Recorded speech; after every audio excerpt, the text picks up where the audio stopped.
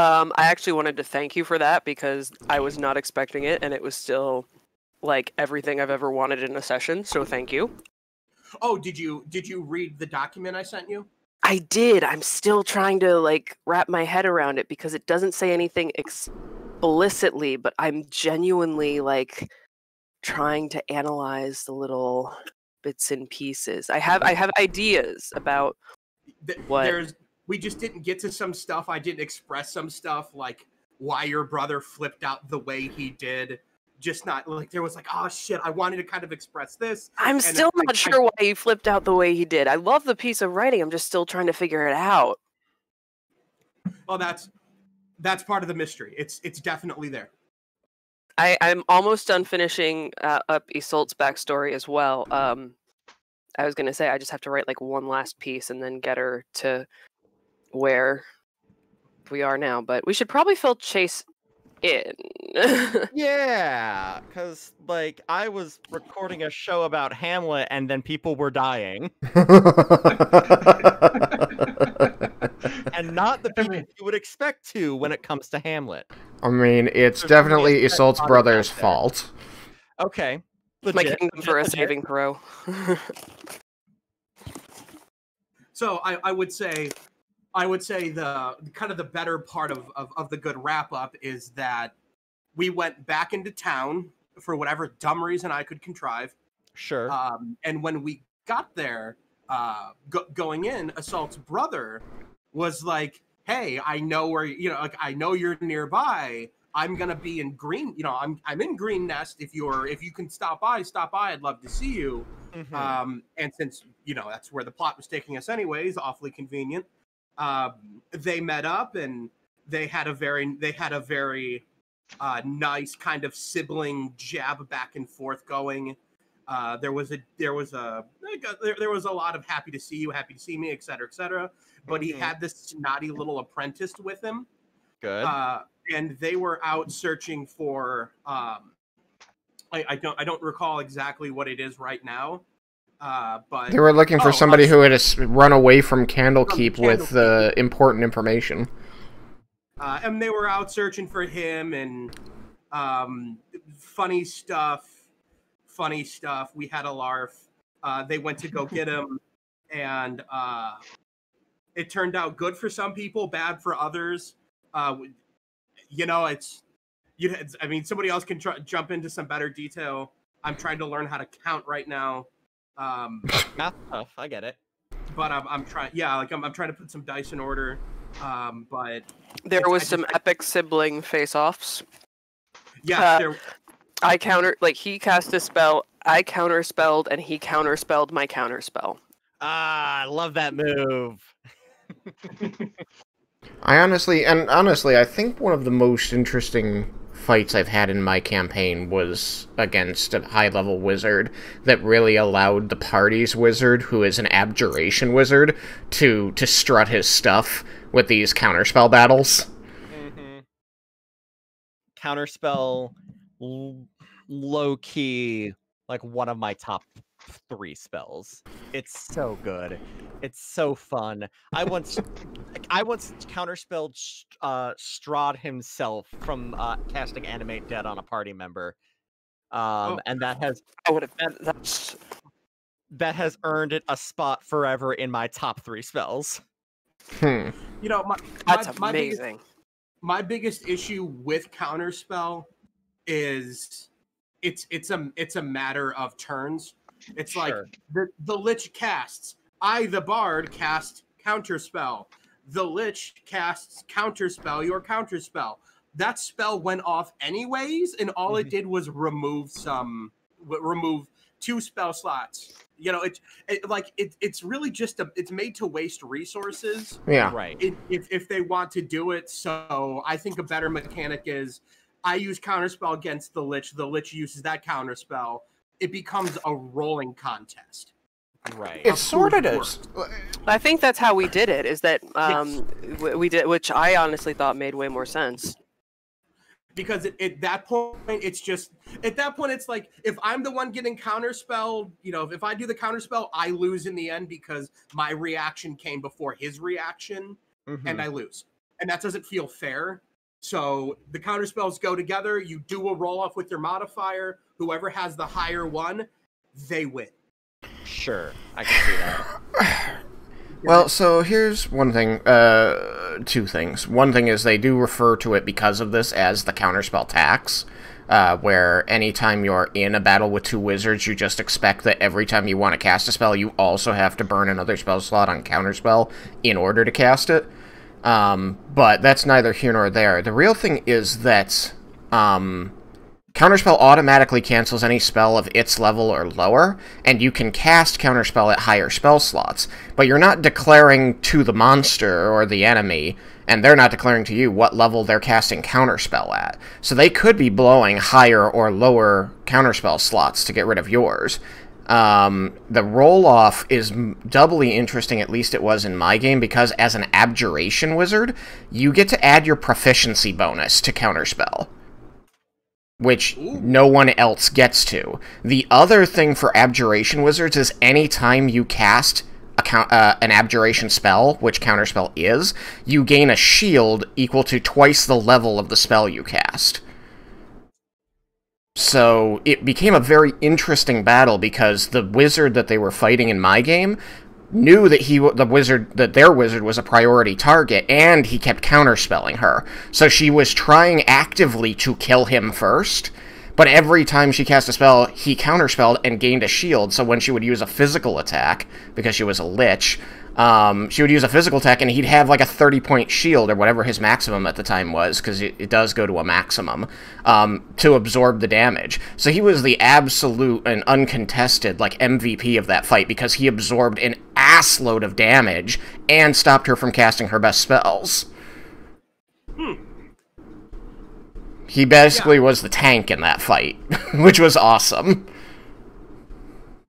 Yeah, well, maybe this Jeremy Crawford guy knows a little bit more than me. Abjuration Wizard is an awesome class if the rest of your party's already filled out. Like, because he doesn't do any damage in most fights. Like, he'll just drop Ray of Frost or something against undead, so deal half damage. Like, that's how he often plays through, like, other fights, but then he got to be the star of the Lich fight, which was cool. Mm-hmm. I don't know, I have a lot of respect for Abjuration. Oh, same. It's such a weird school, but one of my buddies played an Abjuration Wizard for, like, on and off for 3 years, and no one was mad when Jojen was in the party. So, when we last left this line of story, Captain Lemuel, he told you guys, like, hey, check this out. I'm actually a pirate. Mm-hmm. He held for my surprise face. Yeah, everyone put on their surprise face. You were very polite to him. He appreciated it. And he said, hey, we're going up to the Giant Still Desert to meet a couple people, and we're going to be doing a job. That same session, Johann was approached by,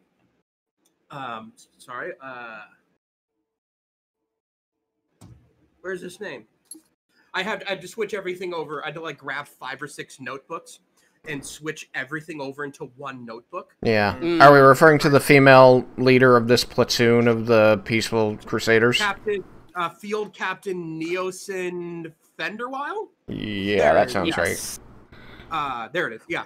So Captain Fenderwile, having been basically overly charmed by a very powerful suggestion, made a deal that if you can all go into that direction, go into the Giant Still Desert, and destroy the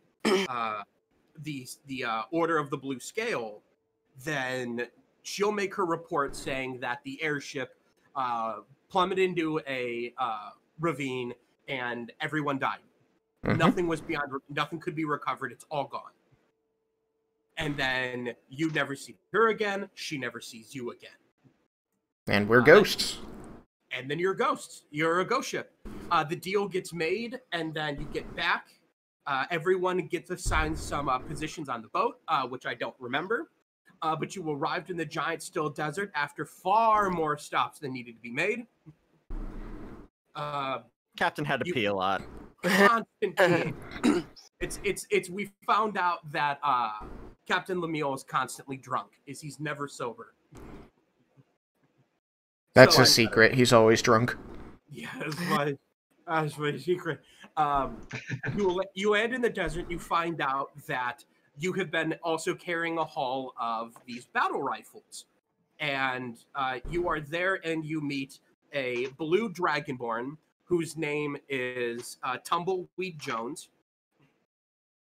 He speaks that the Iron Dragon runs through his land and the land of his malformed blue dragon master. And he says that he wants the treasure, and he wants this sucker gone. So he's going down there to create as much trouble for this and rob it. Also, there is this almost cartoonishly vivacious elven woman in all black and pink, wearing a veil over her face. Thank you. And she is referred to as the Veiled Mistress. The one that Isolde tried to flirt with and realized there was a glamour over, yeah. Exactly. The Veiled Mistress says that for her part, she's going to be giving support magic.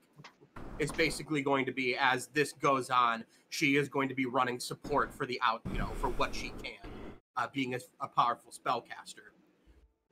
But her part of it runs in tandem with your part of it. The captain is going to get half of the taken treasure, which will then be parsed down to you guys. But there is apparently an incredibly powerful magic item in the train. That's her body. That's what she's getting. That's her part. So she needs you guys to get in there, find this magical item, and retrieve it. You will have an hour before the assault begins, where two scores of kobolds are essentially going to strife the whole Iron Dragon, firing rounds through the top to kill any guards inside of the cabins. And then Tumbleweed Jones is going to make his arrival, and he's going to be there to basically back up you guys if there's a big fight.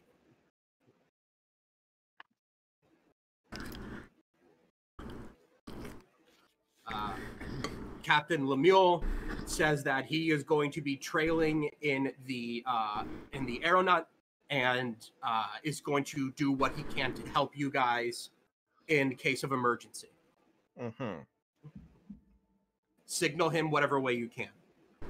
With that, we cut short this session due to connection issues. It is an hour before dawn. The raid starts at dawn.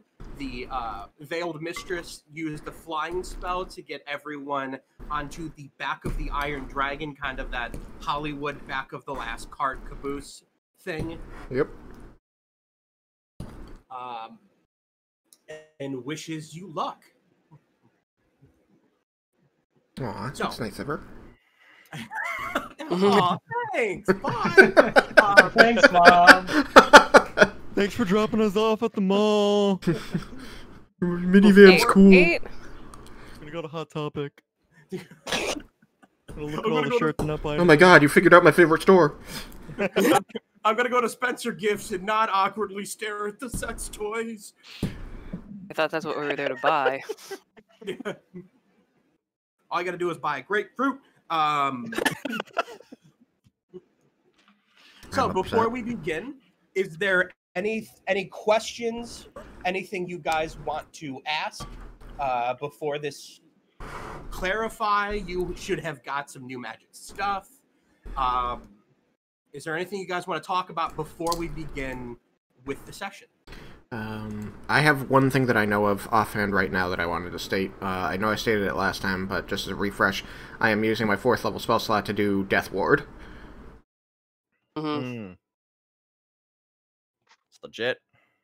That lasts 8 hours. Yeah, that should do ya. Oh, and the party knows about destroying the Order of the Blue Scale, but no one else does. The party does. Right.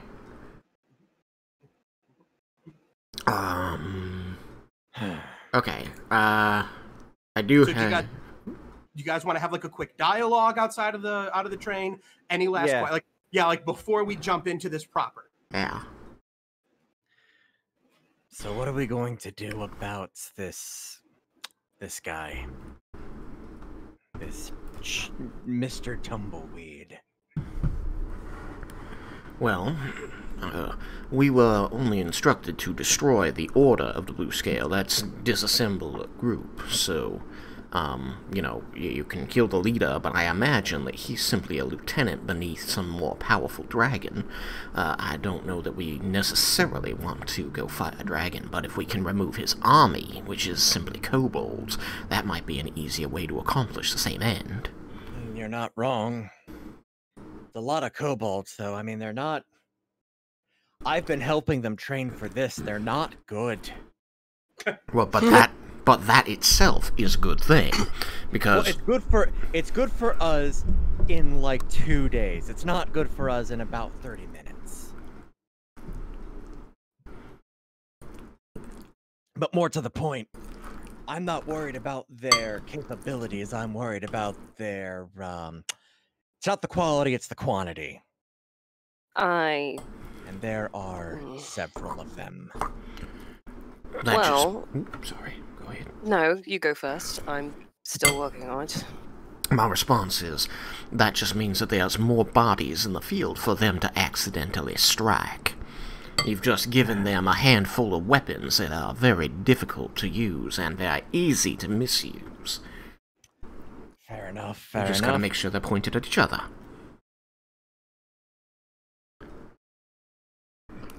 My kingdom for your optimism. I find that you can often trust in fools to make fools of themselves. That's true.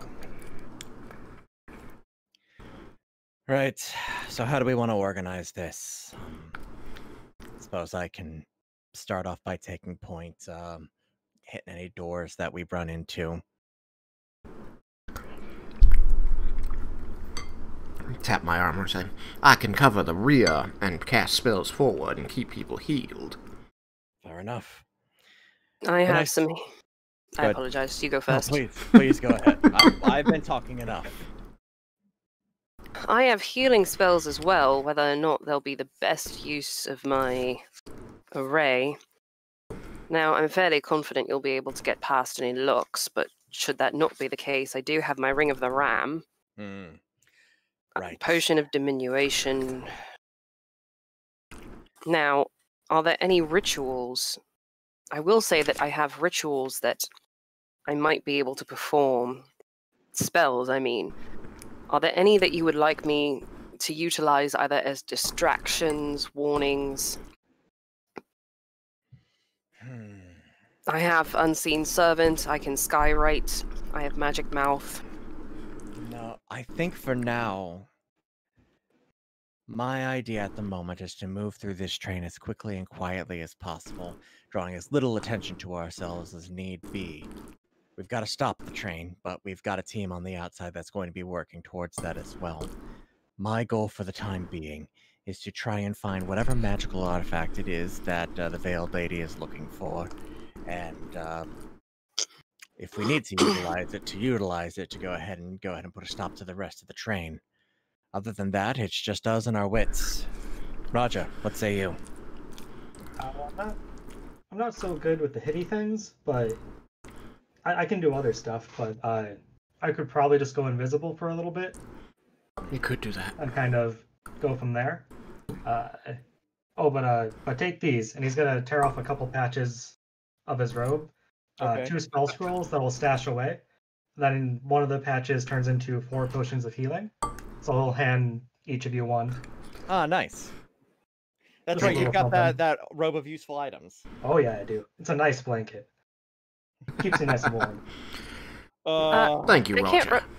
Real quick, I can't remember. Did I keep that sealed scroll? I'm pretty sure I threw it back at Bran. I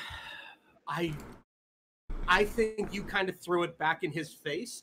It's whether anyone else picked it up. Okay.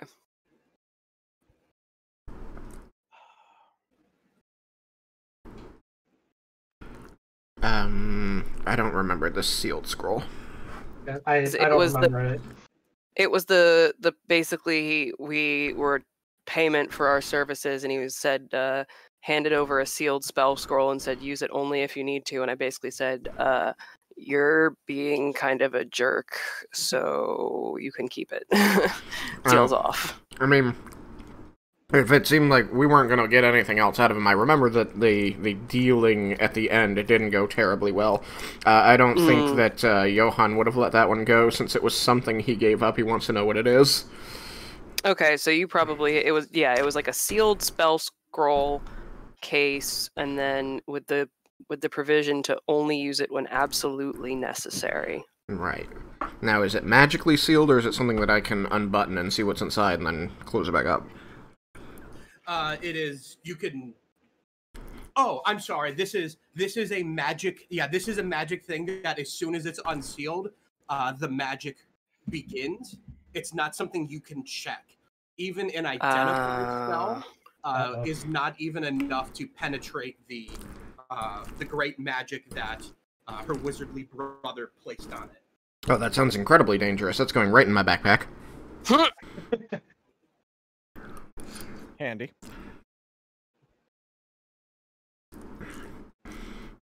I will find a nice, comfortable home for that somewhere. Like you said, when the time is desperate, when things are overwhelming, open that bag. Now, there was a lot of words exchanged in that meeting, but I didn't feel like we could be too trustful of your brother. Whatever he was, whoever he was, I'm not so certain that he's actually my brother, and if he is, well, then I disown him as my brother, so either way. Well, it sounds like going trusting in your gut feelings. Whatever this spell scroll is not meant to protect us as your brother, your true brother, would intend it to do. That's true. So then, as I said, I tuck it into my backpack and say, I'll save this for a rainy day. Is there a way, I have Identify as a ritual. I already tried that. Oh, you did? Unfortunately, my accent is flying away. Unfortunately. The magic was too grand, was too high, too powerful. It is unknowable as of now. So unknowable that it took my accent with it.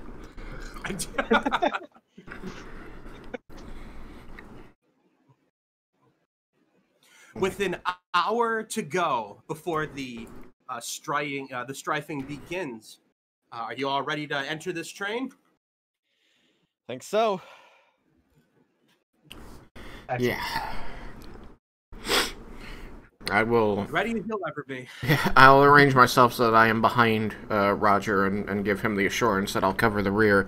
If he needs to be invisible, he can do that, but he shouldn't feel like he's required to spend the spell slot on that. Okay, he'll save it for now then. Okay, so... as you all turn off of this balcony, you see the orange rays of the sun just peeking over some far-off ridges. The door you approach is unlocked, and you can see in small buckets nearby there are what looks like butts of rolled and smoked cigarettes. As you open the door, you see that this appears to be a cart where what would look like whatever servants of the train are here. This is where they sleep and prepare what meals and rations that are handed out to the crew members and the passengers. So this looks basically like a sleeping area plus a storage area. And most importantly, what you guys see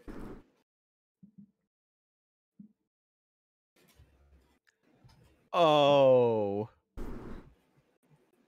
Oh my. I'll make this Hold as up. big as possible.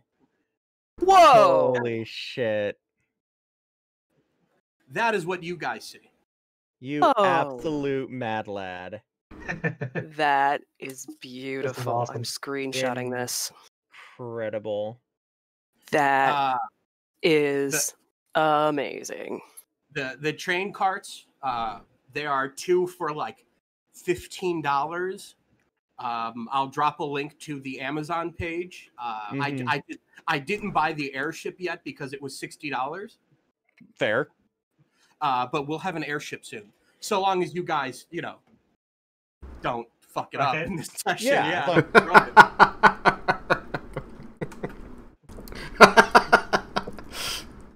What is valuable? I don't want to fuck it up. So everyone's got a mini represented here, and we'll get a better chance to see them all a little bit later as things go on. But as you start here, this is a train cart that has now, you see further up the front of this small cart, there seem to be some people just kind of getting up, getting dressed. A small curtain about right here in the center where you see the beds. Mm-hmm. Mm-hmm. There would be a curtain there that kind of keeps the sleeping area from the storage area. You hear a lot of moving through there and a lot of passing through the doors. Does everybody have their train sound effects going if they wanted them? Oh, I do. Let me do that. You don't have to have them. I have them going in the background.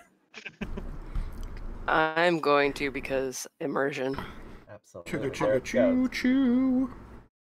Go ahead. Perfect. Awesome. Just kind of have it low in the background. Okay. So from here, you seem to be well covered. And besides the constant sound of the train running across the tracks, there is the murmuring and what do we have? What are we supposed to be serving? Honey bread and hot coffee as we can make it. And you hear a lot of footsteps running in and out of this cart. What would you guys like to do as you're behind a curtain? Okay. We need to move quickly and act incredibly calmly. And as we go on through, we've got two actions. We can either pretend like we belong, or we can go ahead and immediately take over this cart with using as little violence as possible. Which do you recommend? Here's the thing. So out of character, do you think the tabaxi or the lizard folk would be able to determine like creature type by scent or by smell? And I'm asking this because I'm wondering, like, we have two. Johann, you're a human, correct? Indeed. Yeah. So like Johann and Isolt are humans, but would it be and so they could probably move in and around the train inconspicuously. And just walk in there and people would think they belong. But you also have then the tabaxi and the lizard folk. What kind of a... Now, with you two being the stealthiest and with Johann and I being the most able to talk our way out of things, do we want to do this as a double-pronged attack where Johann and I pretend, and Isolt, try to pretend to belong while Roger and Satet do the stealth thing? Certainly an option. I'm going to look to Isolt and jangle my chain armor a little and say, "While I think that a two-prong attack is not in any way a bad idea, I do not think that you and I being human is going to distract people from the fact that we are dressed in full battle regalia." Well, we're also in the middle of what? The desert. I'm sure people will understand us being a little cautious. I'm sure we can come up with some sort of sob story to make that plausible. Don't you know that there's a terrible dragon cult out this way? Oh yes, or that, what was it, the Emerald Terror? Mm-hmm. Well, actually, I do like that angle. That This terrible dragon cult was thought perhaps to be targeting the train, as it is, and we were hired. So real quick, I don't mean to interrupt you, but as you're having this conversation, the short interruption that is the game, you hear somebody coming to approach the curtain, and you hear muttering under their breath, "Fucking smokes, man! How the hell am I gonna do the rest of this fucking journey?" And everyone sees a hand reach into the curtain as a means to part it to get to their stuff. What do you do? I instinctively position myself in front of Satet and Roger and make it look like I'm like just have found whatever I was looking for in my bags. Oh, actually, no, even better. I'll position myself in front of them and I'll lean against something and I'll make it look like I've just tried, and I'll pull a book out of my bag and look like I've just been trying to find a place to read away from everybody else. I'm going to grab the hand that has appeared and pull him in, put him in a headlock. Oh, okay. Well, never mind.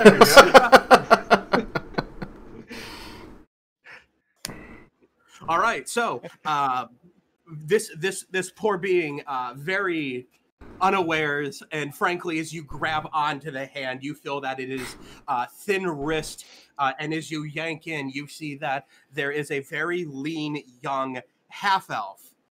And as soon as you grab them, you can spin them quickly and lock their head down, and using your forearm, you can jam it into their mouth.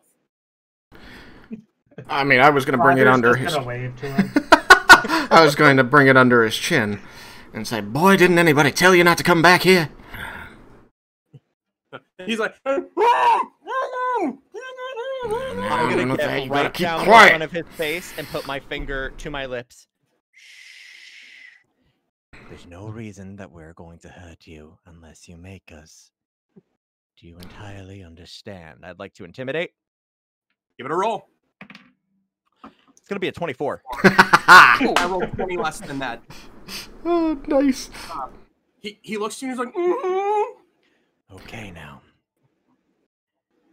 I'm going to let you go, but you need to understand you are this close to compromising a very delicate operation. Mm-hmm. I'm going to very slowly unlock my arms around his neck and allow him to move about, half a foot away from me. So he's going to... Go ahead.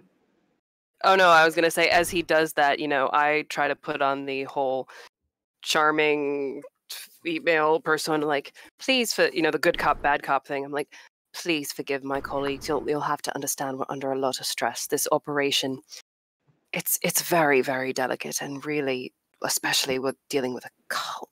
And she says cult like it's a bad word, like. The boy almost compromised weeks of planning.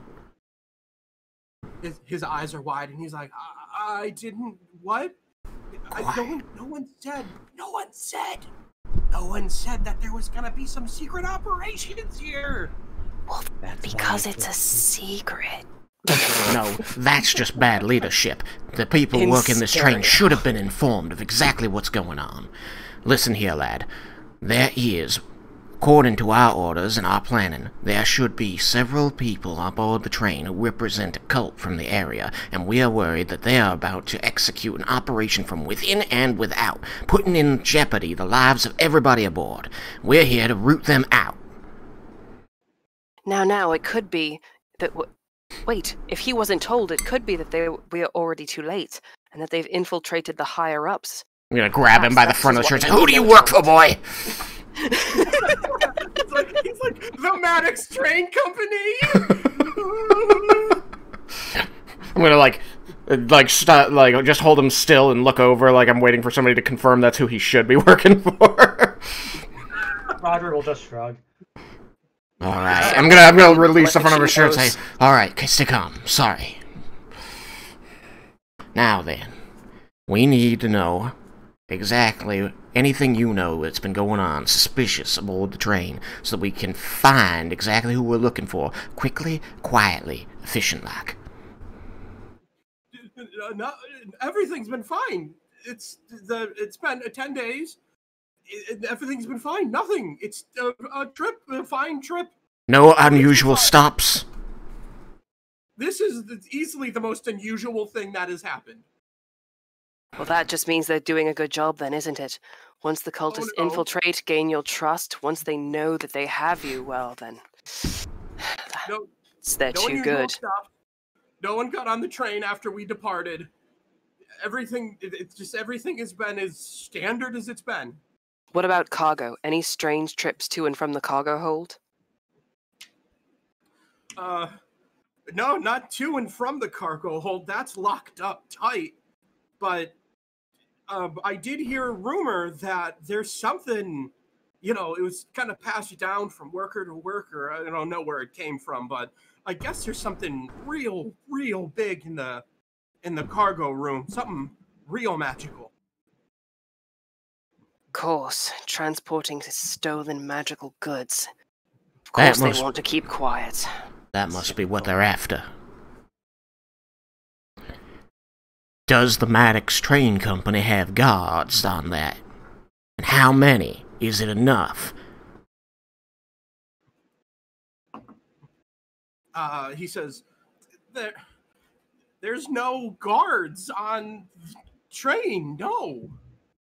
Fools. No guards! And Isolde looks like she's really exasperated, No, not like that, like no guards. There's the dwarves. At the entrance of every door, there's dwarves. The Maddox is using dwarves to guard the cars? Yes. Well, maybe they're not as stupid as we thought. Okay, perhaps everything isn't a total loss. Well. What are you gonna do with me? You? Nothing. You need to go back to work and act as though nothing's amiss. He not quickly. Yes. The dwarves, are they wearing any particular uniforms? Anything that we would know them by, besides being dwarves? The symbol of the Maddox. It's on their armor. Excellent. Good. Now, Good. Thank you. If anyone asks, we've been here. We're passengers. We are just like anybody else. Just because got a if our little mission turned around, looking for a smoke. Gives 2 delicate thumbs up and a sweat-drenched smile. I'm just gonna reach out and pat him on the shoulder, kind of roughly, like letting the like, weight of my armor fall on him. With a hard flinch, he kind of shakenly moves back through the curtain, and somebody looks over and goes, "Did you get your smokes?" And he goes, "Yes, I got my smokes. I got my smokes." I have an idea. I'm listening. I take out my cap of disguise, and I cast disguise self on myself to look like a dwarf with the Maddox train symbol. Who the hell gave you that item?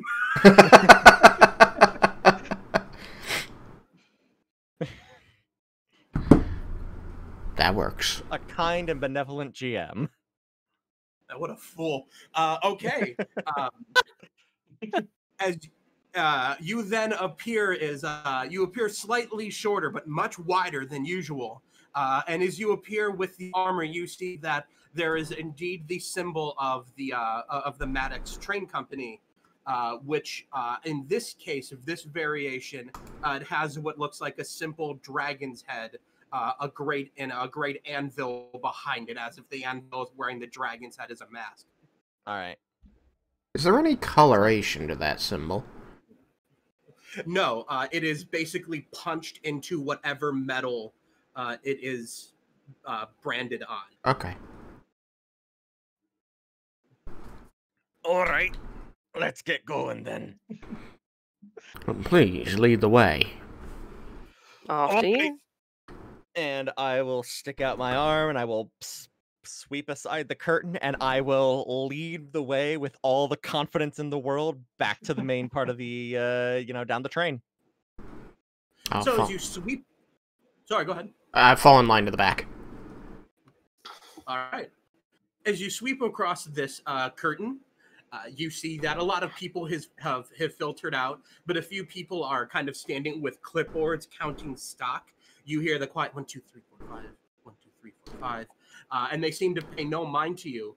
But as you all, so let's see who I can grab from this position. So we're going to start with Satet. Excellent. Get a good, not well in view, but I'll send some better pictures everybody's way. Excellent. Tomorrow or so. Who's going to follow behind Satet? I'll go behind Satet. And if we're going to have the cleric in back, Mhm. that's going to take Roger as third. Yep. That was our line. Right. So, as you come strolling up to the front of the cart, you see that there are, in fact, 2 dwarves. But they're not dwarves that you would expect. In fact, they are small, fully armored, metal-skinned statues that stand on each side of the door.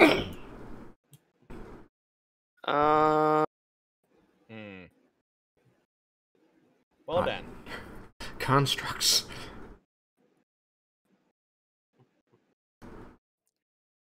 All right.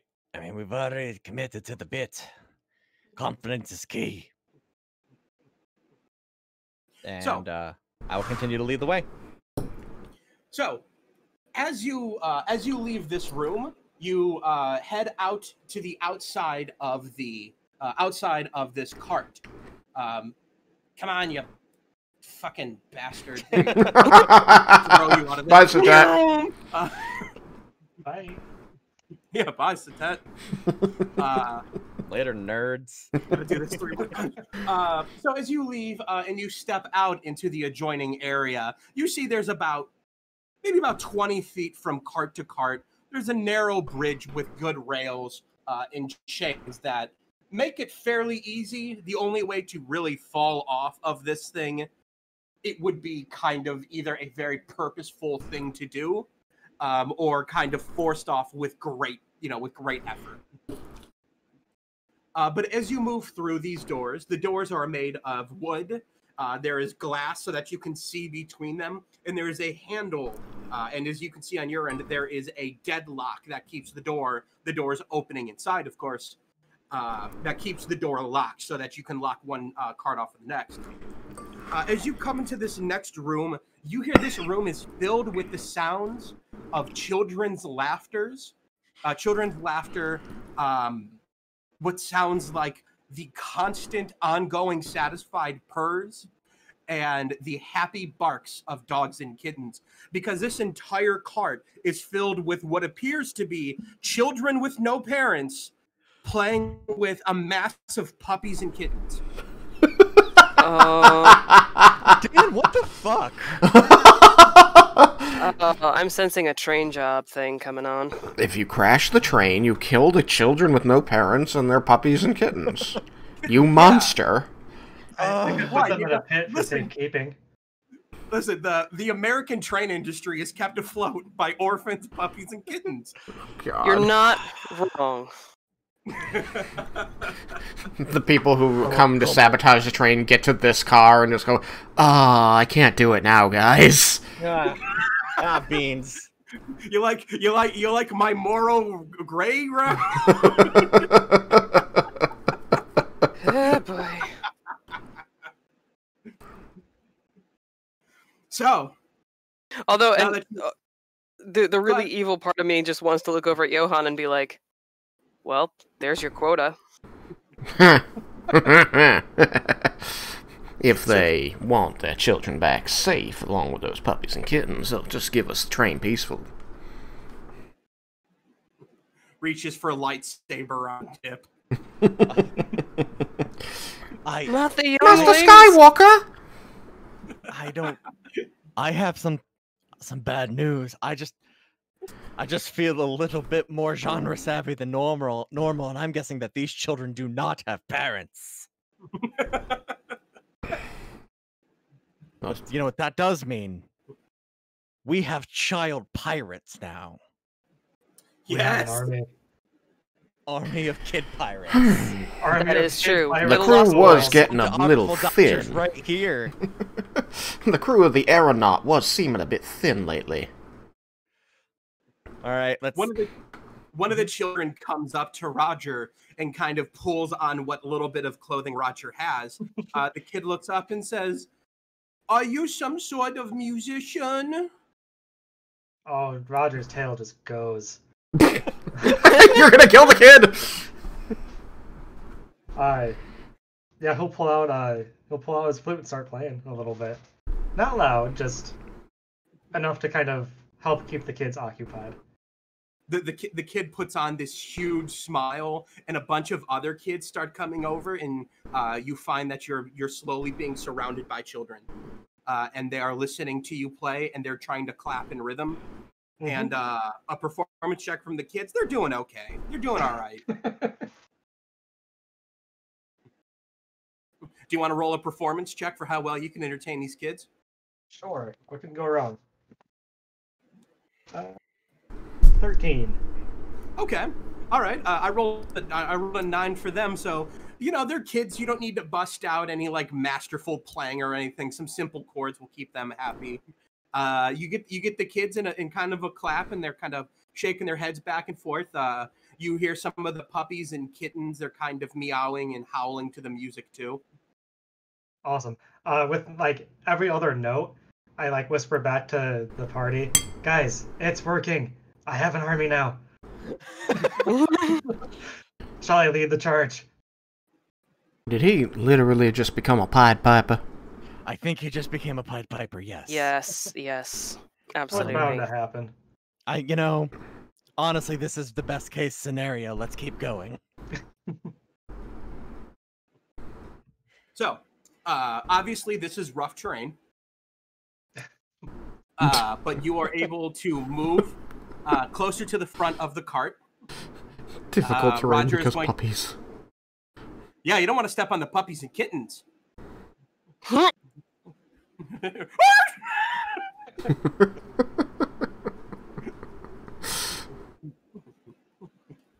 All right, Roger. Yes. And Roger alone.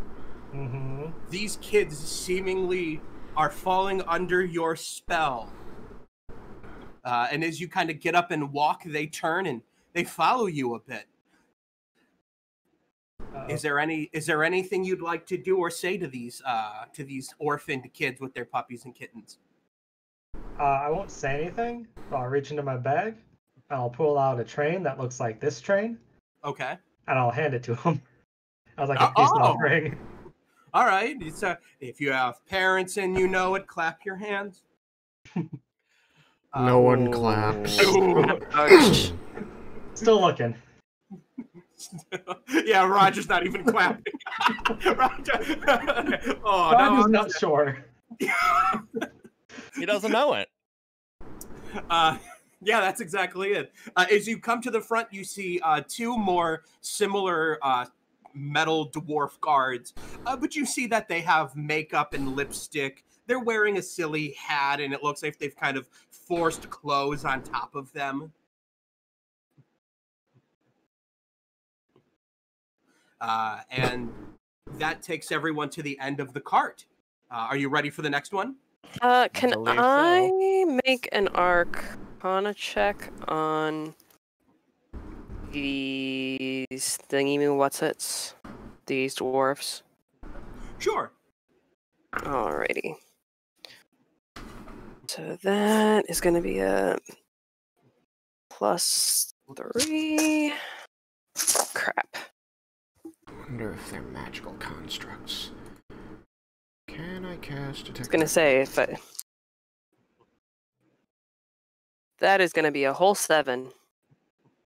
With a whole 7, you're looking at them and you think there's a possibility they're constructs. You think there's also a possibility that they might be part of that proud dwarven architecture. Maybe I should have taken that feat. Whereas it's never enough for, you know, a dwarven architect to make something, but they have to make something and put dwarven runes or Dumathoin on it. You know, there's Right, always right. something. So you're not entirely sure. Would I be able to cast Identify? I don't think I have the time to cast it as a ritual. Yes, I was going to say, no, I can't really retroactively. Depending on how long Roger was playing, we could have. I mean, but even with that factored in, it's like 11 minutes to cast it as a ritual. And I think I have to keep the thing in sight, so I don't know that we're going to spend 11 minutes slowly walking up, you know, along this cart that's like 80 feet long. Gotcha. I don't think I can keep the kids distracted that long. But it does take me 1 minute to cast Identify normally, so I'll spend the spell slot. And if you think you're going to be able to grab components and light candles and mutter those spells to yourself around a room full of children, puppies, and kittens, I'm sorry, you're wrong. They're gonna grab your components and run away with them. Isolde looks for a kitten to pet. You find one, and it's adorable. It promises to be your friend forever. However, the Identify, you do want to cast it? Yeah, as long as I can get an okay from you on a pearl worth 100 GP. Because I don't think I included that in my equipment between here. I'm not worried about that shenanigans. We're here for a good time, not a long time. Okay. Then yes, please. Okay, doing a quick Identify on these things. These are absolutely animated constructs. They are waiting. They are waiting to be activated, and it seems like they're going to fly into. Fly into combat. You also know that there are certain. There is a. Excuse me. There is a item that is common about these people that keeps them from being marked as targets. So they can't attack each other. So they can't attack each other, and they don't just slaughter everyone on the train. So there's something that the people on the train have that keep them safe. The tickets. Yeah. Probably tickets.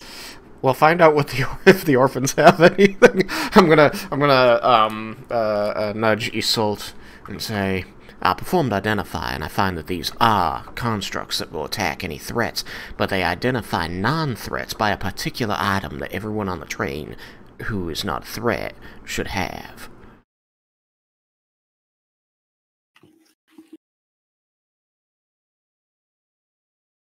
So is it one of those things that it's gonna attack us if we don't have it and they get activated? They are not currently activated, but they could be at any moment. Does Identify make me aware of the mechanism by which they get activated? If it's like a passphrase or something like that. Yes, it would be a passphrase. So someone's got to say the passphrase that wakes them up. They may only have to say it to one to wake them all, I'm not certain.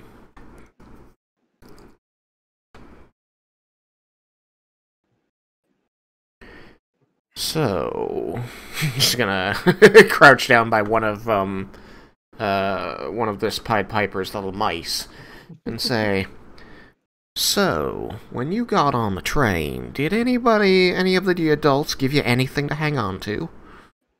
Yes, we were given these, and then he kind of reaches onto a string around his neck and reveals what looks like a thin sheet of metal. And on it, you see that there is the symbol of the Maddox Company, and the symbol of just that, the symbol of the Maddox Company. Yeah. Question, GM. Actually, So I have taken my that feat that you gave us. I did make that selection. I don't think I haven't had a chance to tell you about it since then. But I picked the where did it go? What was it actually called? The Eldritch Adept, the one that gives you that warlock flavor. Okay. Yes. And I took all it does is it gives you a pact boon. Yep. So I took Eldritch Sight, so I can cast detect magic at will. So I would like to detect magic on this necklace here. What do I see? You see it does have a radiant magic about it. Mhm. Of the school at probably fuck I don't know exactly what this would be. Maybe a form of divination. Sure. I probably should have taken that one.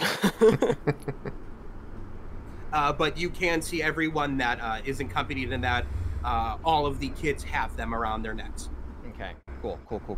I bet you they're trackers. Out of character, if it's divination, and all the kids have them, I bet you they track their location. It could be both. Both a tracker and as well as something that keeps you marked and safe. You bill it as the first thing. You don't tell them about the second. Very Certainly. true. But even if it did allow them to know there were people with the tags moving from car to car, their presence alone still prevents these unsightly things from putting holes in her. So I'm thinking I'd rather have my location known than have to fight these things. That's an excellent point. Little boy, what would you say to a magic show? A magic show? Yes. Oh no. Oh my. If I show you some cool spells, could I have that pretty necklace they gave you? And now Isolde looks at Johann and she's like, now, and she mutters to him in Infernal, because I'm pretty sure they're the only two that speak it. She's like, "You're willing to risk a child's life for this?"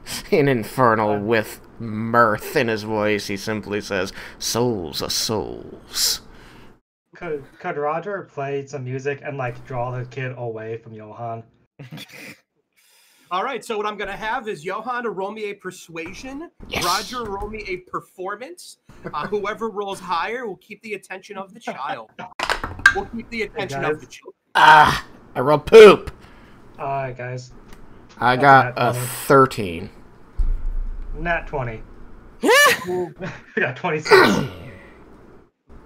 So, doing these simple chords, you see that a couple of the kids are magic show, magic show, magic show. With a natural 20, Roger, how do you bolster your performance? Oh, and I don't know. Yeah. I could help with actually cast. What spells do I have? Let's have Roger. Let's have Roger do his bard thing.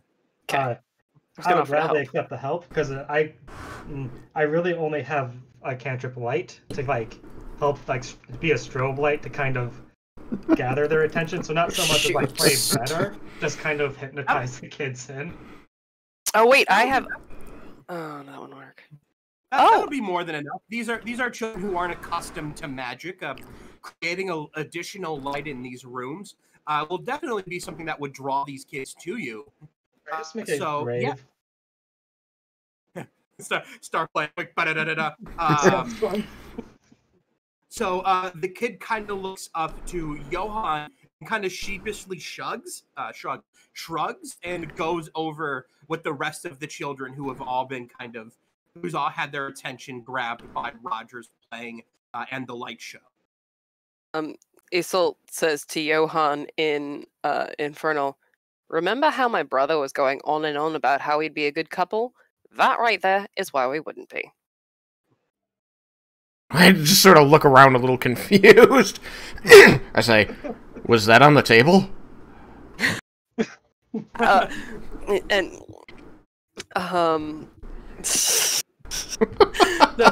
Chase, you missed it. That during the session with the Bran kept insinuating that Johann and Isolt were a couple, and Isolt is like, "We're not." It was getting real anime in there, let me tell you. Yeah, Johann definitely let him keep up that jest. Oh, Did nothing to dissuade sure. him. So, do you indeed want to leave the puppy orphan and card? I believe we have to if we want this story to move along. Otherwise, we're just playing with puppies and kittens until this train crashes.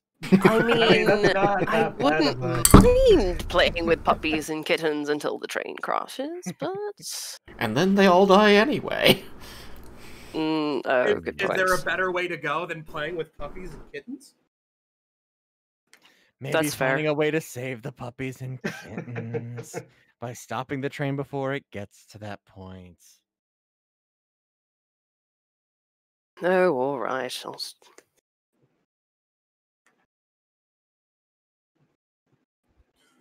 So, as you move into the next cart, once again, it is a 20-foot gap with a rail between, with a platform between. The rail leads across fairly safely, etc., etc., etc. However, you find this cart to be a little more tolerable and less hilarious. This appears to be a simple seating cart. Each seat is about, is a regular, as you would think the train seats to be. Two sets face each other with a lean table between them where people can take meals and place drinks. It is a relatively full cart, and there is a quiet murmur of conversation between people who have spent more than a 10-day with one another in a very closed environment.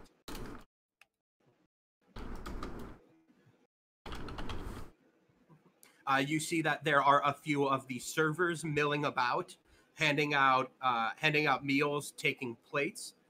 It is kind of cramped, so there's a lot of people kind of turning sideways to fit through one another, and there are people trying to get up and stretch. A lot of windows on the sides are open to keep it cool and aired out. But there are some notable figures you see here.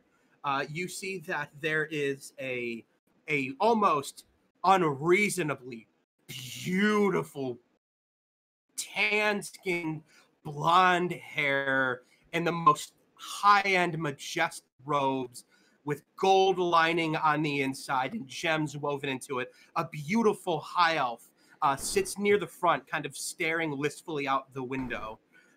You see that's going to be a little further up here. So what we're going to do is, what's my prettiest? This is my prettiest set. So that high elf is going to be here. You see that there is actually another dwarf who is sitting near the front. About this side, we'll put him here. You see that there's a dwarf sitting near the side who seems to be sitting with a couple other dwarves, and there is a loud argument going on about them. And a huge sense of melancholy comes from a halfling who sits almost right to your direct left where you come in. And last but not least, what is the ugliest one? This will do. You see that there is sitting across from the high elf, there is a gnomish woman who is staring daggers at this unawares high elf. They all seem to have a different kind of dress. They carry themselves in a different way that seem to elevate them to your kind of general sixth sense as adventurers. So with that, what would you like to do in this cart? Did we leave the children on the last cart, or is he still Pied Pipering them? Roger, are you trying to lead these children across? No, that's going to be Plan B. Okay. So I would have ended my performance and told them that I'll be back. Okay. You leave to a round of applause. Hell yeah.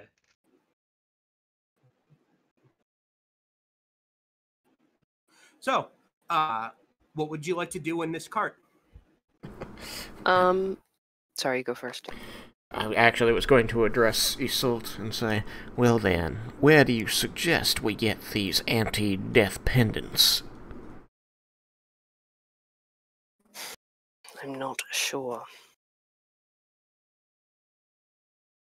I was gonna say, there's no spell yet that's like a duplication spell, is there? Like a mimicry. It would be like a much higher spell.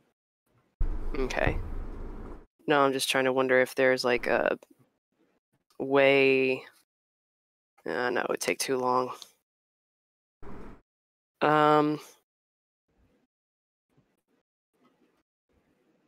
So she says, Satet, is there a way if you could see that if anyone else is wearing them? Yeah, I'll go ahead and activate my magic eyes. Everyone is wearing one. Yeah, that's gonna be everybody. Great. Well, I certainly would feel less bad about liberating an adult of one of them than a child, but how?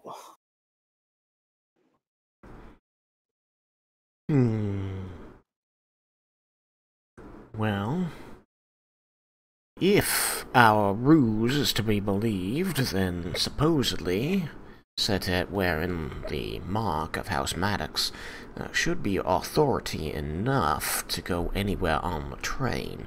It could be enough to shake down some of these people for what they carry, especially if they don't know the exact use of it. True. I'm sure a few choice words here and there would also be helpful, and she looks at the melancholy halfling and she's like, oh, heavens forgive me. It's like, all the celestials forgive me for saying this, but man who's, and I say this from experience, someone who's just been through some sort of tragedy is more likely to make unwise decisions. And it seems by that word does the halfling turn and say, excuse me? Priest? Cleric? Yes, how can I be of service to you? And everyone kind of turns and looks at him and he kind of shrinks down and he says, Could I talk to you? I will approach, Okay. strutting just as much of my stuff as I can. And he does a little turn on the train walk. It's catwalk. That's about as much turn as I can get farm. Okay, what does everybody else want to do? So we're thinking we're gonna try and get a couple of pendants while we're in here. Is that the thought? Yeah, the ideal number's 4. Okay. Are the dwarves arguing in Dwarven? Yes, Or they comp? Oh, okay, I don't understand that, unfortunately. Oh, wait a minute. I might, though. I don't. I don't.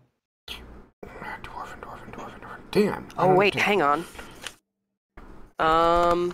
Took all these other languages, no dwarven. Do we think we're gonna be in here for up to 10 minutes? Because I could.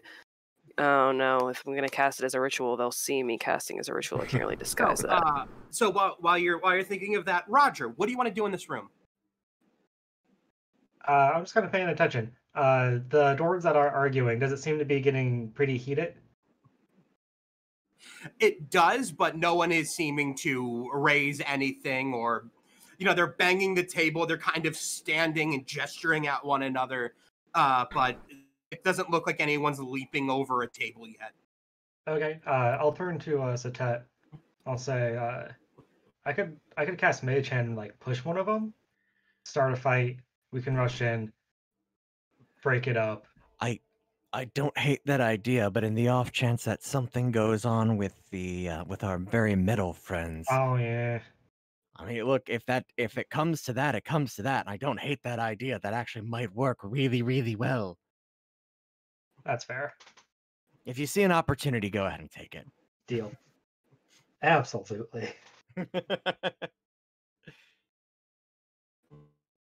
All right, so Satet, what do you want to be doing in this room, or do you want to try and help that plan?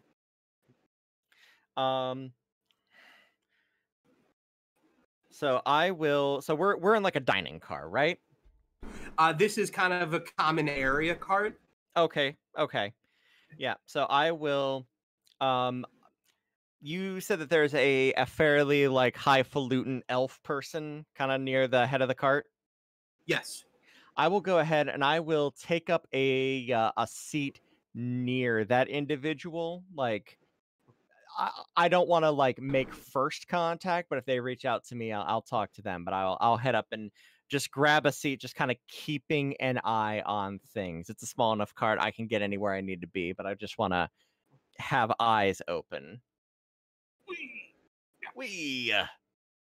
Yeah, stretching. I don't know if you could see me trying to stretch and reach over everything. Nah. I should have put you on bases. I just don't have good glue. Okay. You're gonna essentially be sitting behind them. Mm-hmm.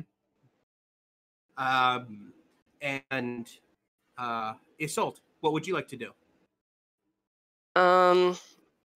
Well, Satet did what I was gonna do, so I am going to, I guess, by the opposite token, then sit nearer to. You said the gnomish woman was sitting across from the high elf. Yes. So then I will sit across from Satet, then kind of in earshot / eye line of the gnomish woman. To what ends, I do not know, but since she seems to have such a problem with the high elf, it would make sense if, the high elf and Satet started speaking. You never know if that gnomish woman would mutter things to herself or whatever, so. Okay. And finally, Roger, are you? Do you have any other plans, or are you just kind of waiting for a good opportunity to fuck with these dwarves? Pretty much that. But I'll hang back a little bit near Isolt. Okay. So we'll kind of split the difference with you. Deal. And put you about here. And then I'll move him back. So, bop, bop, bop, bop, bop. So, starting from the back of the cart, we have the good cleric Johann. Yep. The halfling who's called out to you. When you go to kind of sit with him, you see that he has in both of his hands a silver coin, and nervously and seemingly kind of focused on you, he is turning the silver coin over in each of his fingers, in perfect unbroken rhythm. Like the coin down the knuckle thing? Yeah, it's just a perfect dexterous rhythm. Mm-hmm. How can my services be of use to you today, sir? He kind of looks to you and he says, "Well, I'm Garth Tailback, and I have." Kind of looks around and says, "I have a problem, and no one has been able to help me." Well, I'll cast a look up and down the train as if appraising, and say, well, perhaps I can change your fortune. Would you like to tell me what the issue is? The issue is, in fact, my fortune. See, I am in a long line from the Entertainers Guild in Waterdeep. I'm a tradesman in that sense. A tradesman is trained by my mother, by my mother's mother, and by my mother's father, and my father's mother, and my mother's father's brother. It's fine. But I'm a puppet master. I see. And during a poor interaction at a seedy bar, I fear some sort of witch has stolen my shadow.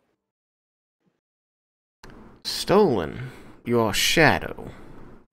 Which is devastating to me because I make shadow puppets. Ah.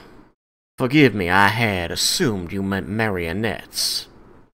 Many do, but no, I am a master of the very uncommon art of shadow puppery.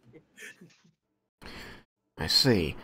Is there... I imagine each of the cars must have illumination within, perhaps candlesticks on the walls or something? I don't know how well you can see it, but I'm gonna give you a lift and see if you see that. That's your mini there. Yep. And you are in the light. I have a light behind there. Got you. Oh, nice. And that is representative of the sun. Okay. And so he is also in the light. Yes. And is he casting any obvious shadow for me? He kind of raises his hand, and you should see a cross on the table. There should be a shadow, but there's none. Oh. I'm going to actually lean in closer. Say, that is truly fascinating. This witch, did you do something to offend her? Well, you understand, good priest. Few can take a joke. Indeed. And he just kind of shrugs. I had made a joke in a tavern far from here. I was imbibing and innocently, and I decided to apply my trade to refill my personal coffers. And I had begun a small game of cats and fairy. And I suppose that in my mimicry of the cat and fairy, I perhaps insulted someone, perhaps one of the fae. And as punishment for my act, they took my shadow. The fae are unpredictable as that. Indeed, perhaps this fae can be appeased in some way as to lift this curse. Or perhaps a stronger arm may be needed to convince them. Perhaps so, but we're so far from that place. Man, if I was possessed of, like, Greater Restoration, I'd try that, but it's a 5th level spell.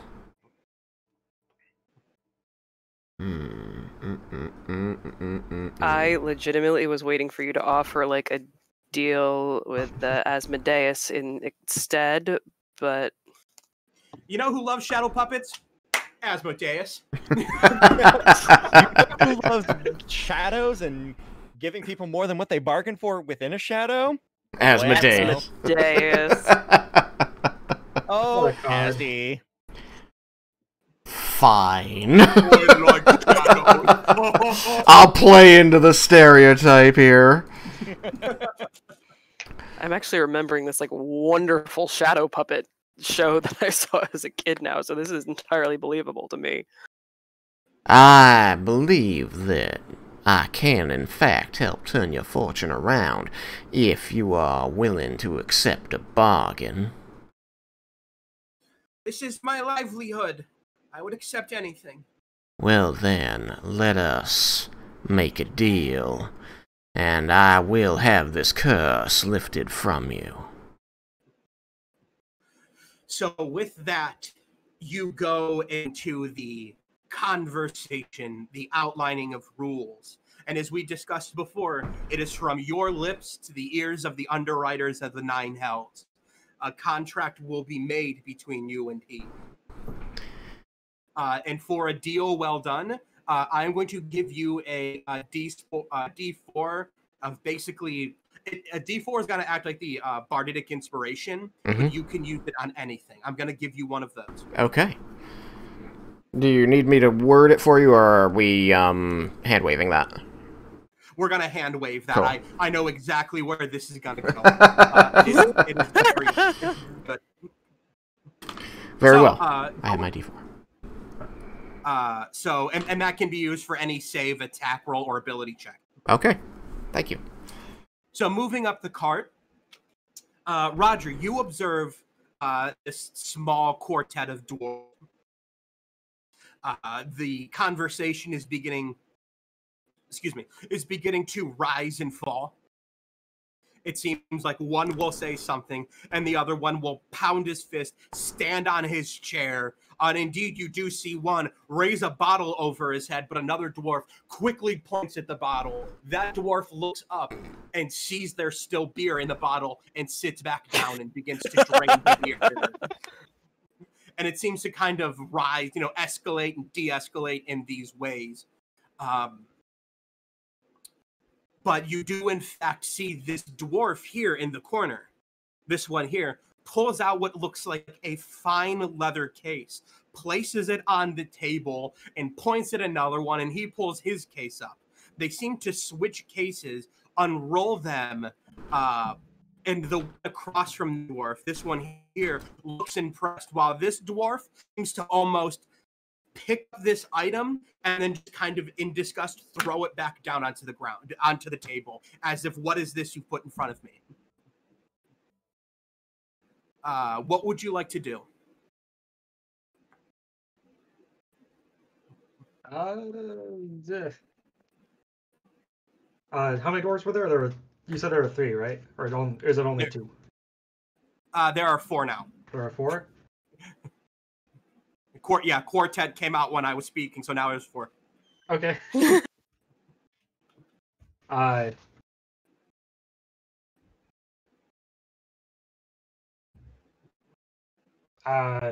Yeah, I'm gonna go for it. I'm gonna cast Mage Hand. I'm gonna try to knock one of their feet into another person's. As like someone's just kicking the other one, just little show of aggression, see what I can get from it. Okay. Doing this, using your Mage Hand to do this is easy enough. But you see that a simple kind of kick to the side will kind of like spark something up, but then it kind of simmers down. It seems like it's going to take a little bit more. It's going to take more subtle manipulation than somebody accidentally getting kicked. Excellent. I'm just gonna keep doing that. Just little things. And it's eventually gonna crescendo into someone spilling a beer on another person. But for now, just small things. As the dwarves, so you want to just use Mage Hand? Yeah. Now, essentially, this is going to come to a check. But the more magic you put into this, kind of the lesser the check is going to be. Okay. So like a cantrip is basically going to keep the check where it's at. Unless you can start doing some really clever things, because your Mage Hand is visible. Oh, that's right. Oh shoot, that's right. It's only the arcane tricksters that have the invisible ones, isn't it? So if you can think of a more way to use it, if you think there's a particular spell that you think could really launch these 4 into chaos, or if there's some way that you can interact with them and the things they have that would help to kind of escalate things, just kind of work it out.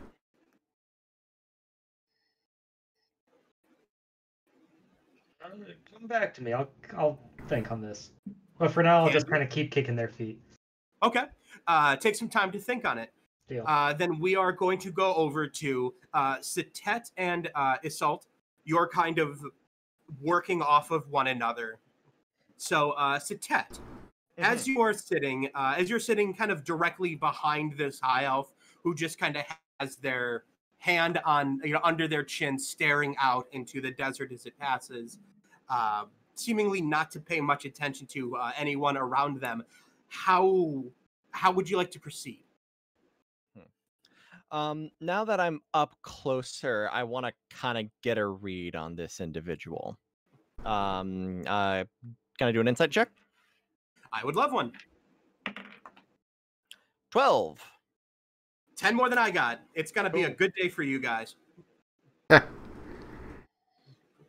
With a 10, you can see that there's not a sense of sadness or anything. It's not even a sense of boredom.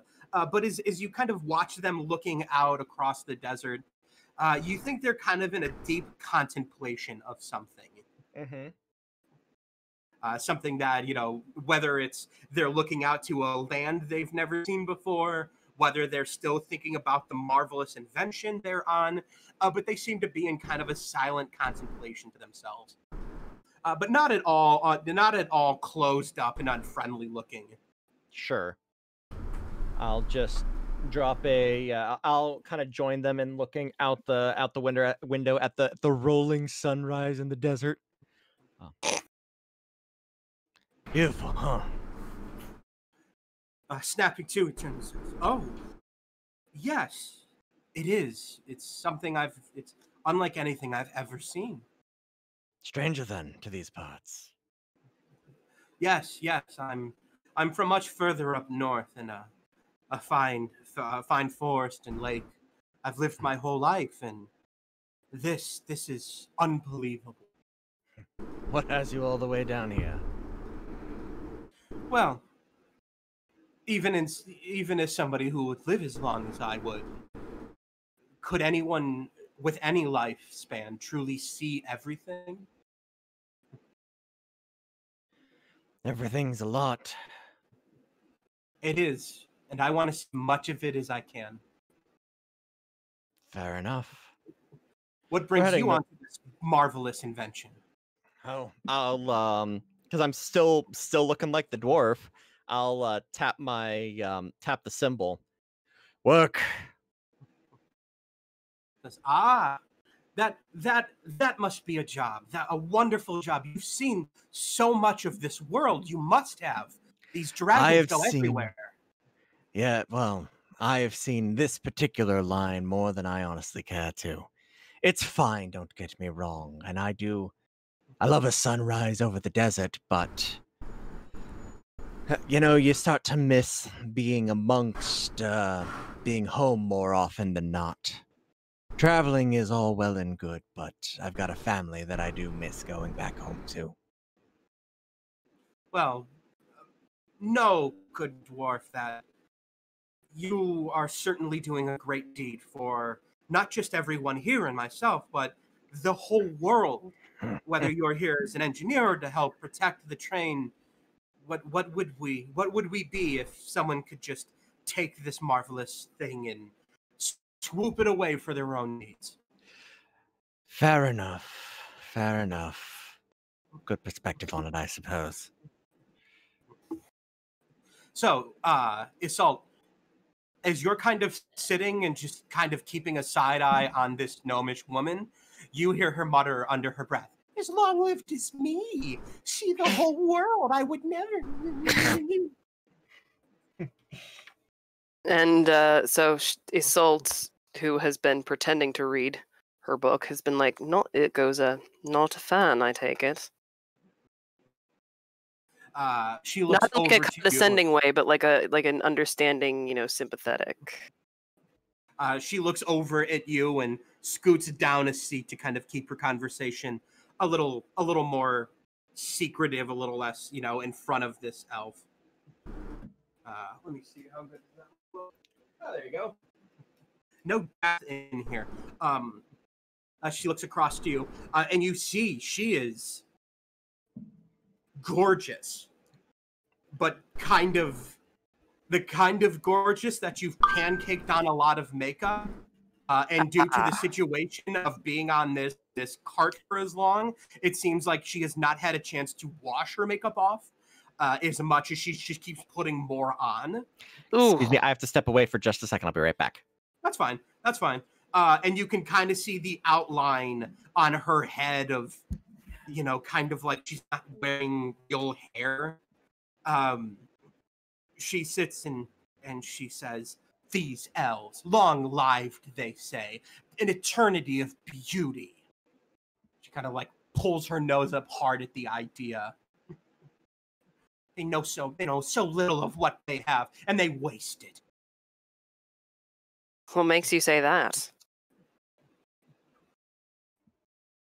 You must agree. A fair woman like yourself, our lives so short compared to them. And yet, here they maintain this youthful exuberance their whole lives. Have you seen an ugly elf? I challenge you. Well, I was gonna say she's gonna have to like take on a viewpoint not her own here. She said, "It's true. I've not seen an ugly elf, probably because I try to avoid them based on their elitist viewpoints, especially as you put it. For all they maintain everything is beautiful, they certainly, well, let's put it this way. They see it from a position of privilege that the rest of us so very often do not have." A privilege they are simply born into. But us hard-working, you and I, us hard-working women of Hey the guys, shorter life. I am so sorry. I actually have to bounce right now. I'm going to try and be back as soon as I can. There is a potential health scare with my wife's 99-year-old grandmother, so she and I need to go and get that taken care of. So I will be back as soon as I can. Good luck. Go. Go, Thank man, you. go. Go, Yep, be we're blessed, going. Go.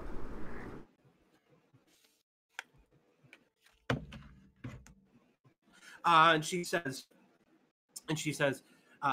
you know, us of the short-lived lives, and we work hard and we show the work on ourselves. These elves, they show nothing. Well, yeah, but look at it this way. Well, here's how I try to look at it. I'm trying to figure out how to phrase this. She said, well, at least we only have, God, dang it. Sorry, I'm trying to figure out how to phrase it. Basically, you know, it's like they may have the long life, but they're stuck being their miserable, stuck-up selves for eternity, essentially. But You just put it like that. yeah, basically. I mean, she doesn't seem to be looking for too much eloquence in her argument. It's like, yeah, well, the longer they have to live with themselves, you can only imagine how crotchety and, well, just ill-mannered they are by a certain old age. As much as I don't enjoy the fact that my time will be inevitably cut short, at least I don't have to live forever as an utterly miserable wretch.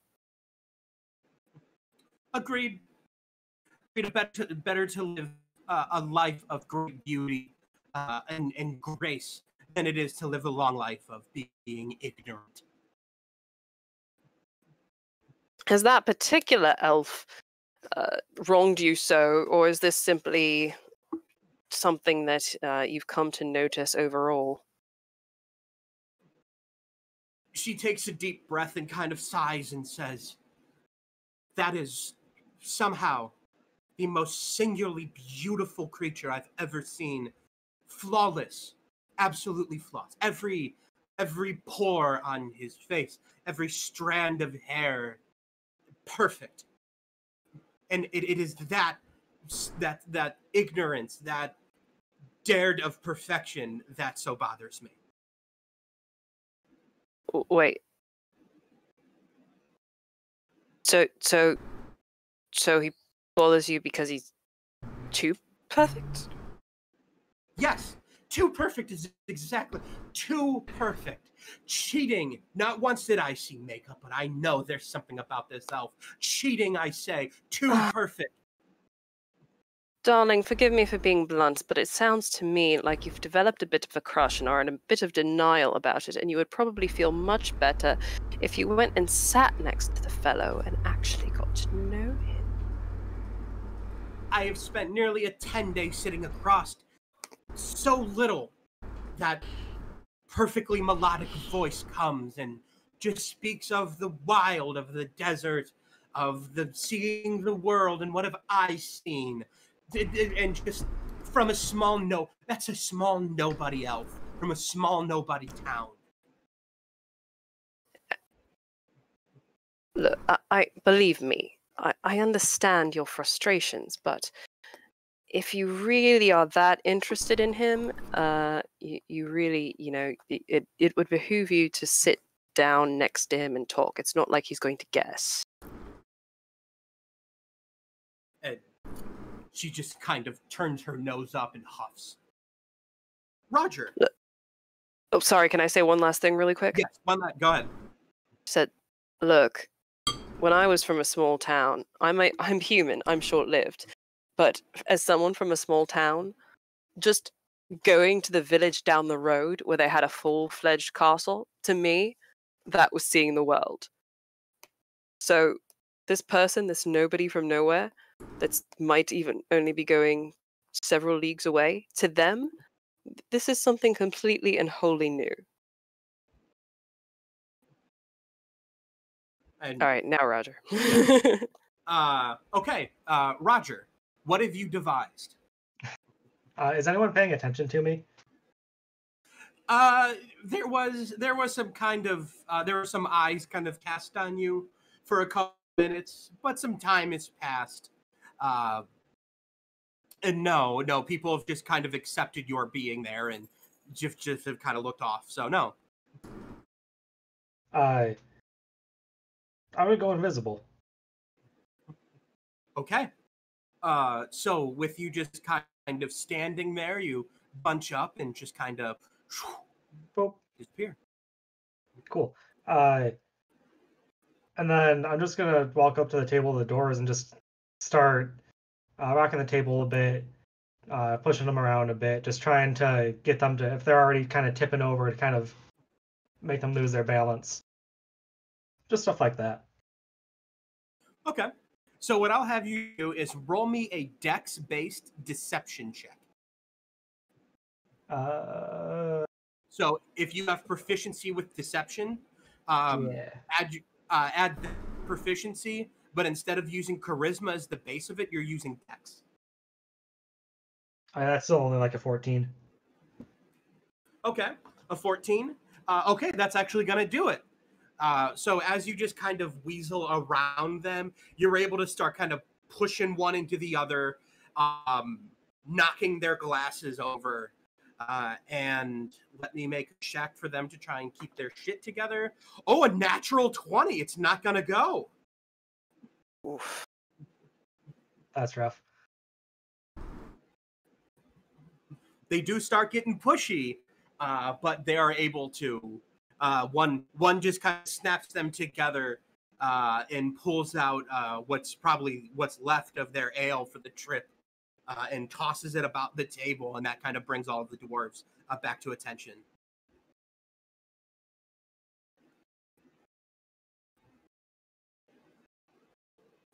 They ruined everything. Okay. Then do I notice that they have the pendants on them, or like, are the pendants visible at all? You can see that the pendants kind of show between their long beards over their chest. So you can see them, yes. And they're not really sitting still. What's that? They're not really sitting still at all, are they? No, they're fairly animated about how they move. All right. Then for the moment, I'm just gonna keep messing with them. I'm gonna forget everything else that we were supposed to be doing, and now it's like Roger's mission just to make a fight break out. Just to fuck with these dwarves. Yeah. It should have worked the first time, but it didn't. But I'm going to persevere. All right. That's the spirit.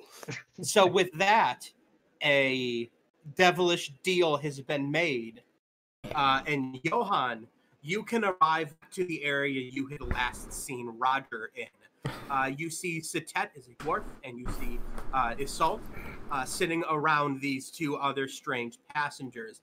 Johann, what would you like to do now? Well, Satet is supposed to be leading us with his Maddox heraldry up to the front of the train to get this thing under our control. So I'm going to just sort of lean in and say, haven't we got somewhere to be, fellows? He kind of politely excuses himself from the High Elf and says, do we want to go on without getting these pendants, these necklaces? I look around and quickly come, pull him a bit closer so that we can speak in a little better confidence and say, had you not figured out a way of doing that yet? Since my plan got shot down, I thought perhaps you'd come up with some. No. I think Roger was working on something to get him off these dwarves. But I don't know what happened to him. I look over. They're trying to get into a fight now. They're kind of drinking, but you kind of see one occasionally, kind of slam weirdly into another one. He gets shoved back, but that dwarf just kind of shrugs at him and says, "Bumpy train." And they just kind of shrug that off. Okay, I'm gonna just sort of blink, like, dismissively at that, and turn back to Setet and say, well, as a representative of the Maddox Company, couldn't you say something to the effect of, a few out-of-date markers had been given out, and these need to be located and recollected, and you're going passenger to passenger to locate, and they will be replaced with working ones? He kind of scratches at his chin. His hand passes through his beard without moving it, and says, "That's not a bad idea." All right. So Setet is going to politely excuse himself, and is going to move over to the quartet of dwarves. He's gonna hit Roger's axe. Bye. Hey, do you? He comes over, and he starts speaking to him. He says, "I have some bad news for you." And one of the dwarves looks over to him, and begins to speak in Dwarvish to him. Oh no! And Setet just kind of stares at him.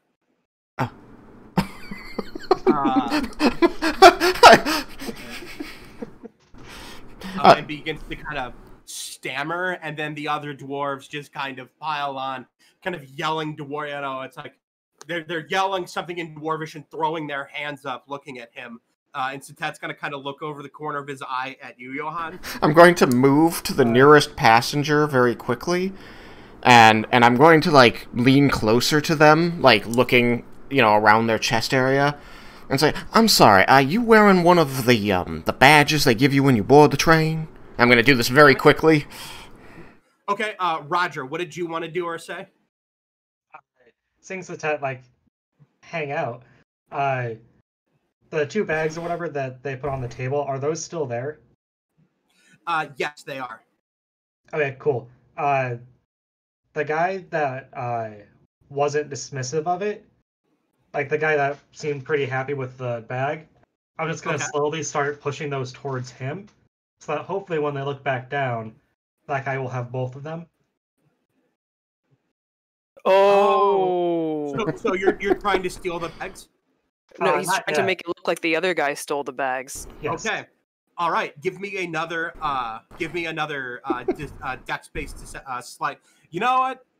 Dex-based deception. Yes, dex-based deception indeed. That would be a 14. Okay, a 14 will do this as the bag just starts to slide over to the kind of waiting hand next to the mug on the table. The dwarf across turns and begins to yell something in Dwarvish. Stands up, grabs the bag he wasn't happy with, throws that into the face of the guy across, stands up on the table, and throws his boot into the guy's face. The other 2 dwarves jump up and start trying to kind of grab the other dwarves and pull them apart, and a fray has certainly begun here. Can I take one of the beers and just throw it in one of their faces? Absolutely done. Just spray right in the guy's face. And now there's no longer someone trying to hold anyone back. That guy reaches across and socks the dwarf on the other side of him. So that's an easy 4 pendants to grab right there. I hope. Roger will just back up a couple steps and just let it play out. Okay. And hope for the best. Do you want to try and make like a sleight of hand to grab one of those things off of an neck? I would, actually. Okay. Go ahead and give me a sleight of hand. Setet is going to do the same. Of course, I rolled good for Setet. He's got a 16. I got a 23. Okay.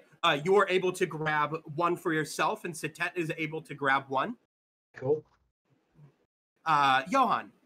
Yeah. Go on so with what you were saying. the passenger I had approached, I was going to say, are you wearing one of those pendant badges that they gave you when you boarded the train? Yes, of course. Well, I am currently working with the Maddox Company, and there is something magical going on here. And I'm going to wave to Satet, who I'm now noticing is involved in the problem over there, and say, excuse me, sir, can I borrow your attention right now, very important. You're speaking to Satet? To Satet. Because that was my Okay, plan, was to involve him over here. Yeah, no, that's fine. Satet just kind of pulls back from the fray and goes, "Aye, what can I help you with, fine passenger?" I'm going to, like, be moving my hands in front of me and looking kind of wildly at like, the person's collarbone, as though I'm performing some kind of magic and seeing something that others aren't. I'm saying, I'm getting a real bad read on some unstable magic coming here, and I think this is one of the badges we were looking for that was having a problem earlier. Okay, go ahead and roll me a deception check. Alright, that is in total... What? You making fun of me? No, I'm saying you just gave me the best idea. I got a 12. Okay, a 12 is going to do. So the guy is like quickly, "Oh, unstable," and quickly kind of pulls the string off of his neck. I quickly hold my hand out to him. I said, "We will replace your badge for you, sir." He just slams it in his hand and pulls it away like it's got the plague. I'm going to, like, hold it out in front of me and, like, turn toward the other end of the car and begin moving away very slowly, like, as though this thing is going to explode. And Satet will follow. That is going to take us back over to Assault. So, does the gnomish woman look like she's wearing hers openly, like outwardly? She, having, as much as of her natural born cleavage about, she kind of has those kind of tucked up, and the ticket along with the jewelry she wears is visible. So Isolde, just so that it doesn't look weird, she's gonna keep doubling on her just go and talk to him. She's like, just sit down. I mean, I just met there's this one passenger, he is just the loveliest, absolutely the loveliest. And once I sat down and talked with him, well, I mean, after I got rid of that stupid pendant, God, I can't believe how much trouble that was giving me. Once I got rid of that, I was he was smitten. Ugh. Honestly, however they made these things, they might work for some identification purposes, but the damage they do to your skin, ugh, it's just revolting. An excellent ploy. No roll needed. She says, "Damage to your skin?" Oh god, seriously, after I took it off, my skin cleared up just immediately. I thought I had wrinkles going away. Ugh. My brother was teasing me for being grey, and I honestly didn't realize it until I took that blasted thing off. She quickly lifts this thing off, and she's kind of checking her, like feeling it, and she says, "Perhaps I should keep this in a pocket, maybe deep in my bag." Oh, if you want, I can just take it off you. God, I mean, I threw mine out the window ages ago just to be safe. If you like, I can get rid of yours too. Again, finding the core of this NPC and attacking it, she hands it right off over to you. I was concerned she was just gonna huck it out the window. She was like, no, she's gonna say, she's like, trust me, I don't want to get in trouble in front of anybody, especially. And she nods at Satet with the marking on his armor. She's like, I'm not gonna throw it out the window when he's right in the room, but trust me, I'll get rid of it for you, no problem. That is an excellent read and an excellent ploy. So with that, the four of you are going to have you're going to have essentially your ticket on this on the ride for the carts for the Iron Dragon. With that, the fight is starting to kind of escalate, and you can see that there are other passengers trying to pull them apart. And you can move across the cart to the next door. In true F this shit I'm out fashion. Hell yeah. We've done our part.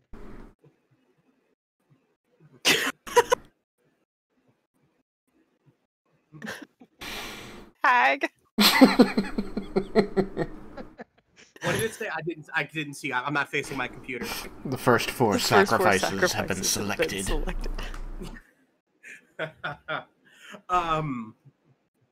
So as you come to the side, as you come to the end of this cart, you open it up, again, a 20 by 20 space. And as you go to the cart, you see that this is actually a steel door with no window. You see that there is a much larger handle and a lock.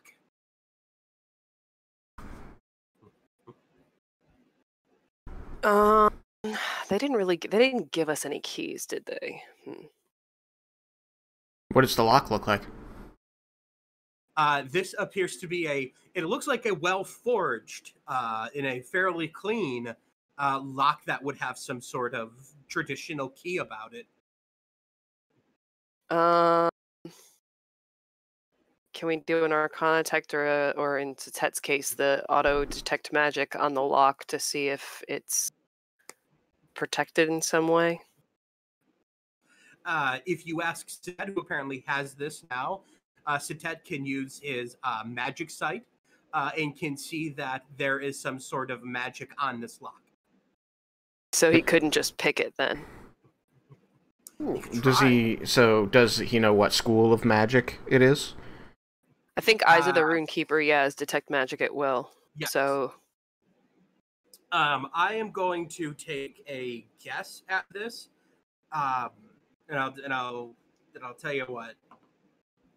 Okay, Sitet makes an arcane check, and he believes that there is a magical lock. So abjuration.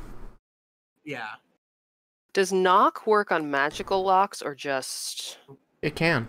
I think you have to roll to beat the caster level plus level of the spell kind of thing. Okay, because I had the Ring of the Ram. In the meantime, Invisible Roger's just gonna take the pendant and just kind of tap the door. You know, I've been thinking the same thing, so, good on you. Yeah, I was wondering about that. So with the pendant, with the tink, tink, tink, nothing happens. I've done all I can, guys.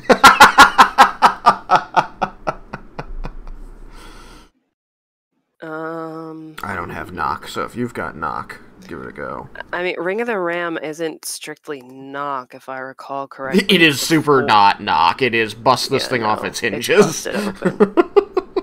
Wish I had knock. It's poor man's knock. That's fair. We could have.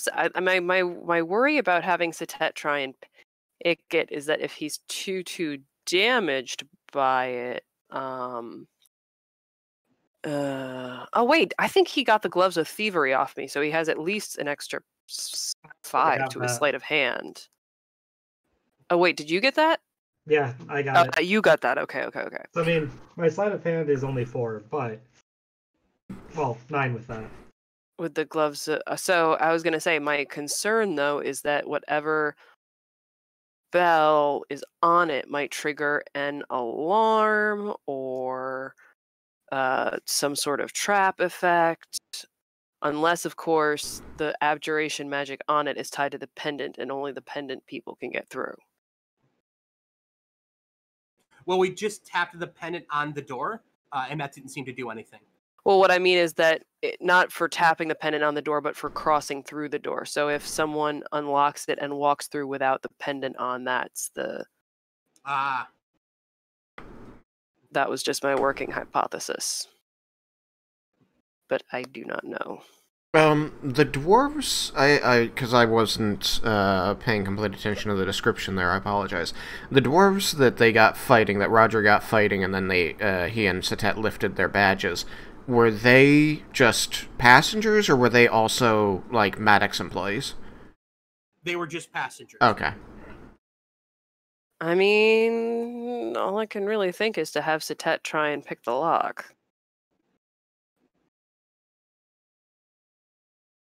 You don't have the knock spell?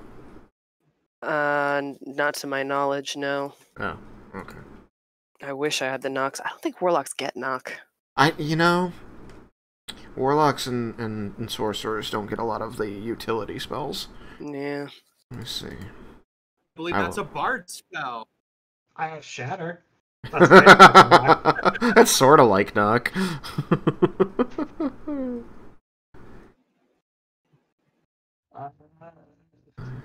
what level does knock? I think it's a third level, second or third level spell. Yeah, something like that. I'm It is a checking second my level. list. Second level? Okay. I don't get it. JKL. Yeah, it'd be here. Lesser Restoration. Repair that someday. Yeah. No, I shouldn't. It sucks.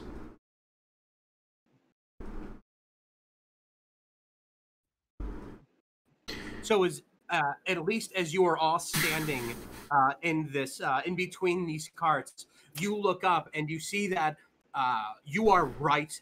You are maybe 10 minutes away from dawn. Oh boy. You're Oh, 10 minutes away from the strifing. okay, so we need to just try and pick the lock and go.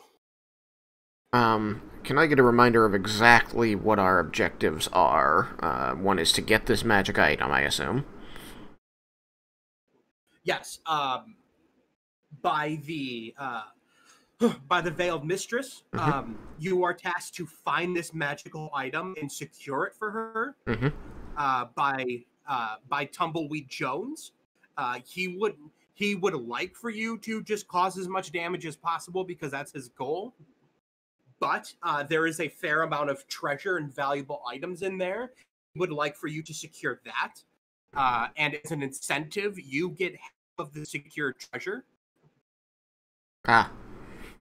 So the idea is, should he derail this train, throw it off a cliff, cast it into a river, There wouldn't be treasure. There would not be Yeah. treasure, no. Yeah. I'll be right back. I gotta grab more snack. So the idea for us, then, is likely that we've been discussing is how to stop the train and get the people off of it so that we have the train intact. No one's had that conversation. What? I thought that's the type of conversation we try. Well, we did try to have that conversation when we were in the conference with the Veiled Mistress, and then she got mad that I was asking questions, and that got Captain what's-his-face mad too, Featherhead. Captain Lily, yeah. And that's what I mean, is that conversation was never had. Yeah. There's the Tumbleweed Jones doesn't give a shit about these people. They're all trespassers. Right. The Veiled Mistress wants her magic item. And whatever you guys can figure out is whatever. That, it's not important to anyone unless it's you guys. I'm going to run to the restroom real quick. Yep, that's fair. Get myself a drink. Drink. Okay, then.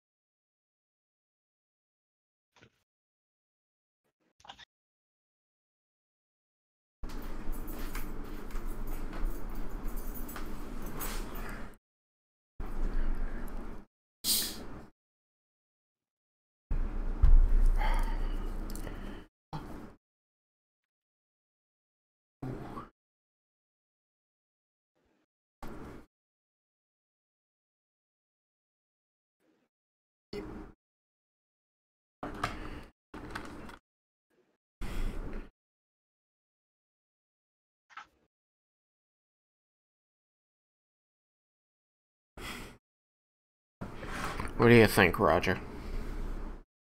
About getting through the door? Or this whole charade? Kind of the whole thing. Overall feeling. Overall feeling, dread. That's more of a meta feeling. Getting through the door, I have an idea. I have 2 of the spell scrolls. I just don't know how to exactly use them because I've never actually used spell scrolls. So, 5th edition spell scrolls are a little weird, and I don't love them, so I have them work differently in my game. But as I recall, the way the book says that they're supposed to work is that if the spell is on your spell list, then you can utilize the spell scroll to cast it. If it's at your level, you just cast it as normal. If it's on your spell list but it's above your level, you need to make a roll. Otherwise, it can fail. And if it's not on your spell list, you cannot use it. So they're basically like free spell slots for particular spells. They're hard. Sweet. Which I don't love, because then it's like, but why would anybody make these then? Exactly. Although they had a similar thing in, well, I know in the computer games for 3.5, it's like only. Although 3.5, it was you could only memorize up to a certain amount of spells anyway. So the spell scrolls that you used were usually ones that you didn't have memorized. Possibly. I didn't remember the spell limit, but I did spend time more recently in 4th Ed, so I could have just forgotten. I know that in 3.5 you had to UMD or use magic device to use them, but anyone could do it. Like, famously, rogues took levels of use magic device so that they could utilize wands and spell scrolls. Yep, exactly. The famous... Go ahead, the famous what? Oh, the famous image of the canon rogue in the 3.5 handbook that has blown her face off with a magic device that went poorly, that conspicuously looks like one of those exploding cigars from the old Bugs Bunny cartoons. We got Roger still? Yes. Yep, I'm still here. I'm here. All right, so with this, Satet, who I'm just going to give a +5, because I don't, I'll give, it's probably at least a +8. I'll give him a +8 to sleight of hand. We'll say he's got a 3 dex plus proficiency. So what is proficiency right now? +3? 3. All right. But so he might have expertise in it. Would he? Okay. But does he? Yeah, I don't know. I don't have his I would think that character his dex at this point at level 7? I think it'd be 4, but I don't know. So you know what? I'll cut it in the middle. We're gonna give him +7. Okay.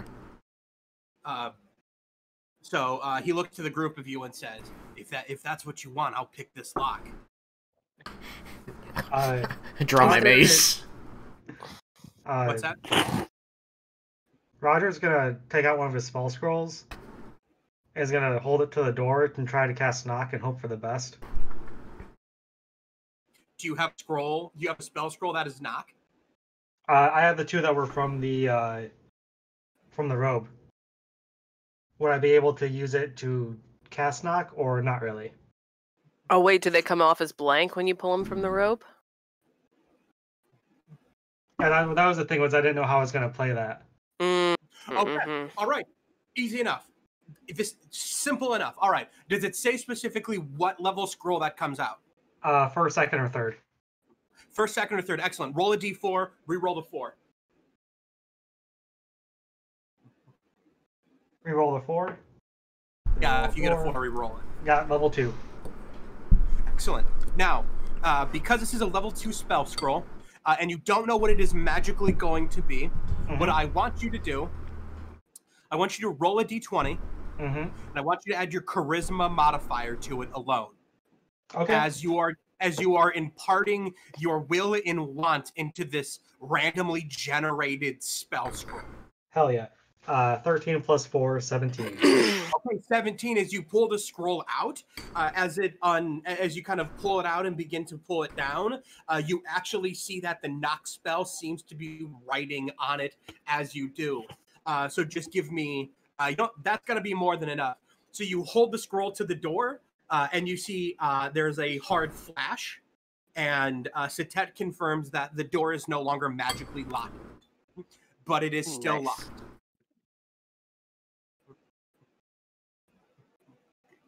I've done all I can, guys. I don't know what happened. Well, if it's no longer I can't magically locked, actually though, we leave need a the- Sittet to pick it.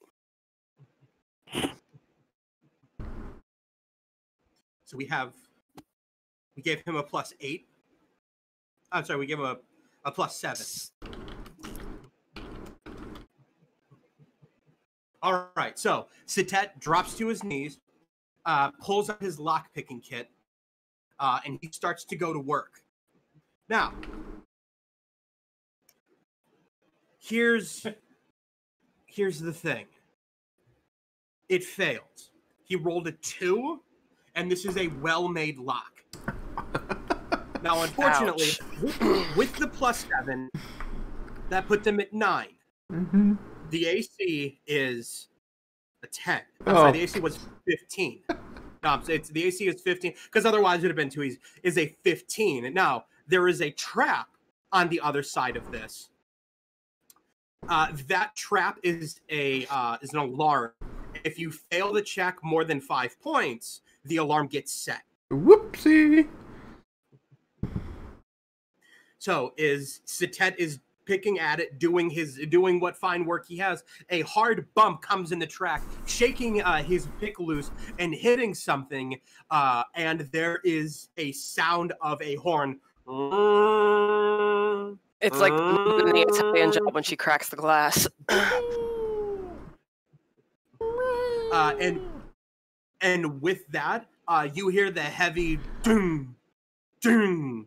And as you all turn around and look to that door, do you see 2 iron dwarves? So everyone between these carts is going to be, just so you know, Roger, casting made you visible. Yep, that's fine.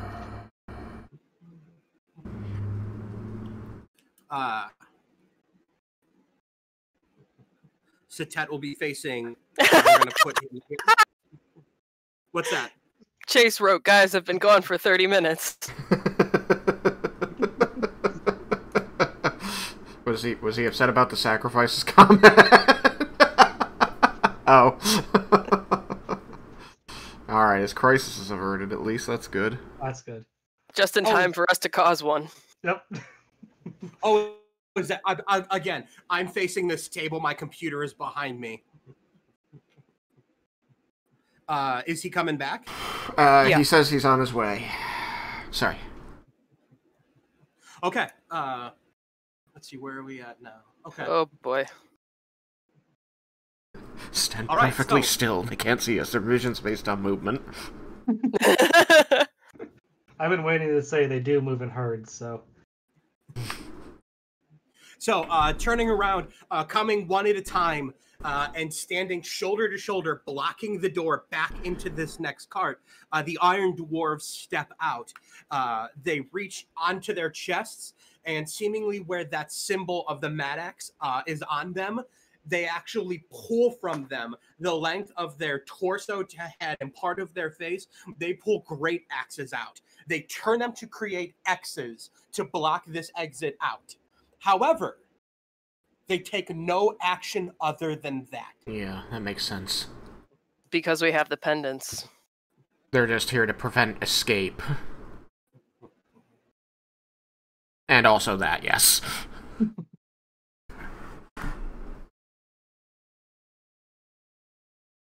Which means we get to fight on a train. I do get. Oh, I took counterspell instead of dispel magic. Shame on me. I'm not sure you can dispel a Shame on you. construct. There's Shame! shame. Shame! Shame! And as you find yourselves seemingly now cornered in between these two carts, the sun crests a great peak. Uh-oh. And you hear far off to the distance. And like a control flight now. of birds casting a great shadow, everyone comes to the windows.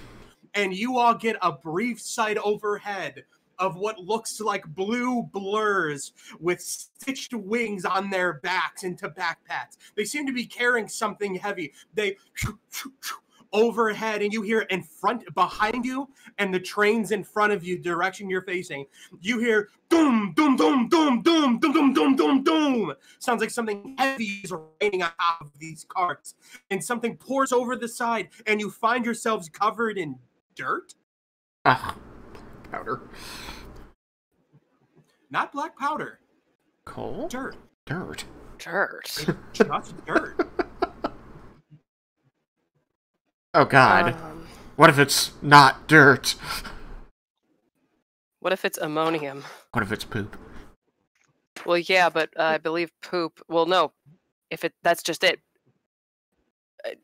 Laugh all you want, but poop is highly explosive and flammable. I mean, kinda, yeah. Depending on the type.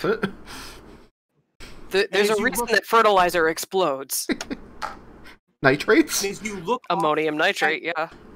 As you look off to the side, you see a giant vulture zip past the direction you're coming. As the kobolds had come in from this direction, dropping these items as they've come, you see flying past quickly, turning to the side so he can look through every window as he goes.